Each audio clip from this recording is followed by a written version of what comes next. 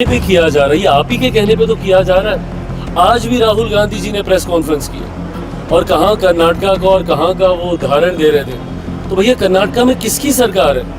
आप कहना क्या चाह रहे हैं, मेरी तो समझ के परे है। आप लोकसभा चुनाव को मद्देनजर बनाते हुए आप ये भूल जाते हैं कि उससे ठीक पहले हुए विधानसभा के चुनाव वहाँ पे कौन जीता था। और आप ही ने बार बार, अब जब आप आज दिखा रहे हैं वहाँ पे कि किस तरीके से फर्जी वोटर्स बने हैं, अब आपके कहने पे जब कर्नाटका में एसआईआर किया जाएगा तो फिर आप उस प्रक्रिया पे भी आप शिकायत करेंगे।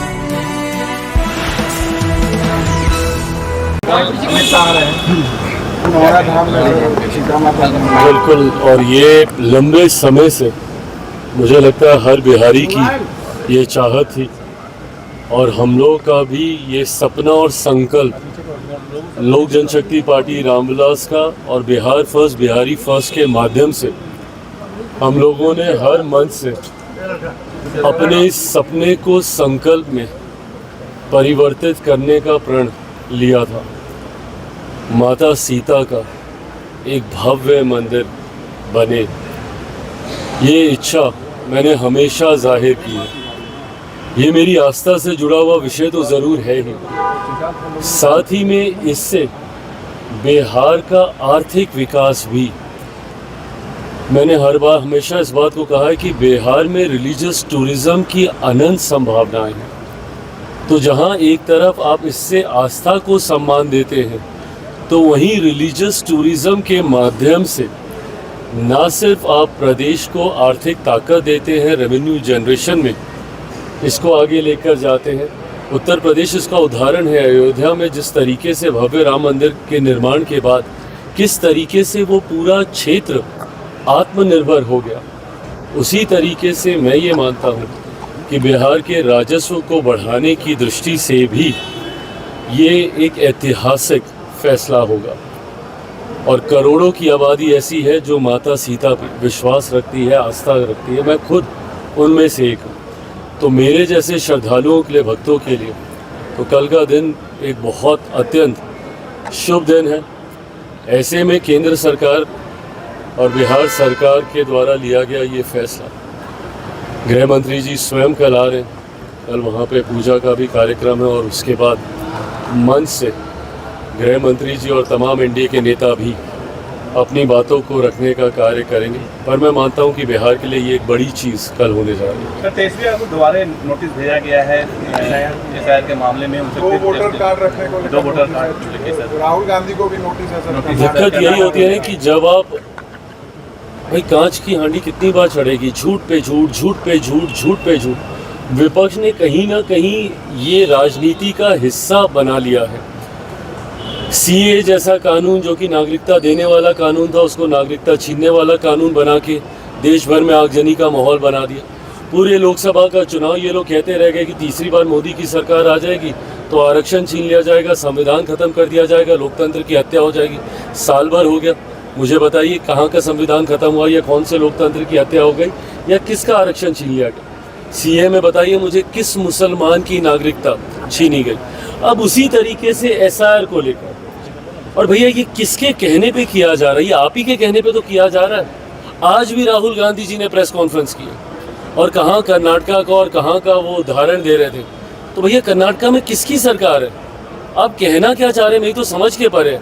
आप लोकसभा चुनाव को मद्देनजर बनाते हुए आप ये भूल जाते हैं कि उससे ठीक पहले हुए विधानसभा के चुनाव वहाँ पे कौन जीता था। और आप ही ने बार बार, अब जब आप आज दिखा रहे हैं वहाँ पे कि किस तरीके से फर्जी वोटर्स बने हैं, अब आपके कहने पे जब कर्नाटका में एसआईआर किया जाएगा तो फिर आप उस प्रक्रिया पे भी आप शिकायत करेंगे। तो आप चाहते क्या हैं? आप बार बार आप मांग कर रहे हैं कि इसमें सुधार किया जाए, वोटर लिस्ट में डुप्लीकेसी ऑफ द वोट्स हैं, फर्जी वोटर्स हैं, जो मर गए हैं उनके नाम उसमें अभी तक हैं, विदेशी नागरिकों के नाम अभी तक उसमें हैं।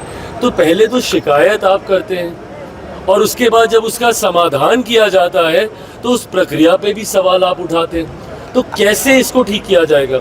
अगर आप बार बार, अगर अब आप कह रहे हैं कि भैया कर्नाटका में इस तरीके की गड़बड़ी हो रही है, तो अगर उस वोटर लिस्ट को सुधारा जाएगा तो सुधारने की ही तो प्रक्रिया है एसआईआर। और कौन सी प्रक्रिया है ये? बट ऐसे में चिट भी आपकी, पट भी आपकी, शिकायत भी आप करेंगे, शिकायत पे कार्रवाई होगी तो उस पर भी आप करेंगे। और उसी तरीके से अब ये क्या एक बड़ा उदाहरण नहीं है इसी बात का? भाई नेता प्रतिपक्ष के पास अगर दो वोटर कार्ड हैं तो क्या ये चिंता का विषय नहीं है? अगर आपके पास हो सकते हैं तो सोचिए कितने और लोग होंगे जिनके पास होंगे। तो क्या इसका रिवीजन नहीं होना चाहिए? इसी सोच के साथ ये इंटेंसिव रिवीजन किया जा रहा है। अब उसके बाद जब आप ये सारी बातें करेंगे कि भैया यहाँ पे धांधली हो रही है, ये हुआ वो हुआ, अभी तक इन लोगों ने एक आपत्ति दर्ज नहीं कराई है। आज के दिन लगभग 9 दिन के करीब हो गया सूची जारी किए हुए। इन 9 दिनों में राजद कांग्रेस जो बात पे चीखती चिल्लाती है, अभी तक ये लोग चुनाव आयोग के पास एक आपत्ति लेकर नहीं गए। आप दीजिए ना भैया, आप भी तो पॉलिटिकल पार्टी हैं, आप भी आपत्ति दर्ज कराइए कि भैया मेरे इस व्यक्ति का नाम छूट गया, मेरे इन कार्यकर्ताओं का नाम छूट गया। दीजिए, 5 ही आदमी का दीजिए, 10 ही आदमी का दीजिए तो। साइड के ऊपर पूरे नाम है जिन लोगों के नाम को डिस्क्वालीफाई किया गया है, उनको पर्सनली हैंड डिलीवर, उनके घरों पे उनको नोटिस भेजा गया है। उसके बाद भी अगर आपको किसी तरीके की शिकायत है तो 3 बार आप उसमें अपील कर सकते हैं, 3 स्तर पे अपील की व्यवस्था है। तो अब इससे ज़्यादा ट्रांसपेरेंट कोई और प्रक्रिया क्या होगी? पर अगर उसके बाद भी अगर आपको सिर्फ इल्ज़ाम ही लगाना है, सिर्फ आपको हंगामा ही खड़ा करना है, सिर्फ सदन ना चले ये गतिरोध करना है, और सबसे बड़ी बात आपको बहाना ढूंढना है। अभी 3 महीने के बाद जब नवंबर में बिहार में परिणाम आएंगे, चुनाव ये लोग हारेंगे, तो भाई किसके ऊपर ठीकरा फोड़ेंगे? अब इनको ईवीएम याद नहीं आता, अब सारी ईवीएम मशीनें ठीक हो गई हैं, अब इनको वोटर लिस्ट दिखती है। चुनाव में एक ही समय पे 2 जगह चुनाव होते हैं। झारखंड का चुनाव ये लोग जीत जाते हैं तो झारखंड ठीक है, बट वहीं ये लोग महाराष्ट्र का चुनाव हार जाते हैं तो अभी तक हम लोग को सुनाया जाता है कि भाई आप लोगों ने वोटर लिस्ट में धांधली की इसलिए आप लोग वो जीते। तो भैया धांधली वहाँ हो रही थी तो झारखंड में क्यों नहीं हो रही थी? तो आप एक बार आप कुछ कहेंगे, उसके बाद उसी शिकायत के ऊपर जब चुनाव आयोग कार्रवाई करेगा और आप सदन में मांग कर रहे हैं, बताइए कौन बुद्धि देता है इन लोगों को? मेरी समझ के परे है। सदन में एसआईआर को लेकर चर्चा कैसे हो सकती है, मुझे बताइए। सदन में अगर इसको लेकर एक बार के लिए मान भी लीजिए चर्चा हम लोगों ने कर भी ली, तो कौन सा मंत्री जवाब देगा? एक बार नेता प्रतिपक्ष बिहार और केंद्र दोनों में से कोई एक इस बात का जवाब दे दे कि वो लोग जवाब किस मंत्री से चाहते हैं। क्या चुनाव आयोग आएगा सदन के अंदर जवाब देने? क्योंकि किसी विभाग के अंतर्गत तो चुनाव आयोग आता नहीं है, वो तो स्वतंत्र संवैधानिक संस्था है। तो ऐसे में किस मंत्री से ये जवाब चाह रहे हैं? सरकार तो ये प्रक्रिया करा नहीं रही है, चुनाव आयोग ये प्रक्रिया करा रहा है। तो चुनाव आयोग कैसे सदन के अंदर आके आपको जवाब देगा, जिसके लिए आप लोगों ने पिछले 2 हफ्ते से सदन को एक दिन चलने नहीं दिया? सिर्फ आपको हंगामा खड़ा करना है, इस दृष्टि से आप कर रहे हैं तो करते नहीं। यात्रा करने वाले हैं जिसमें तेजस्वी यादव, इंडिया गठबंधन के सभी नेता, राहुल गांधी भी 17 तारीख से बिहार में भ्रमण कर रहे हैं। हाँ करें, अच्छी बात है भैया, करिए, यात्रा करिए। जनता के बीच आपको वैसे भी जाना चाहिए, जाएंगे तो आपको पता चलेगा कि एसआईआर का क्या असर है। भाई हम लोग भी जनता के बीच रहने वाले लोगों में से, निरंतरता में हम लोग सभा, कार्यक्रम और यात्रा हम लोग करते हैं। हमको तो आज तक नहीं समझ में आया कि कोई एसआईआर को लेकर मुद्दा बन रहा हो या लोगों को बहुत कठिनाई हो गई हो। और ये लोग जो बोल रहे थे कि भाई हम लोग के चुन के वोटर्स छांटे जाएंगे, सबसे ज़्यादा वोटरों में से कौन सा है? ये पटना है जहाँ पे सबसे ज़्यादा संख्या में से वोटर कटे।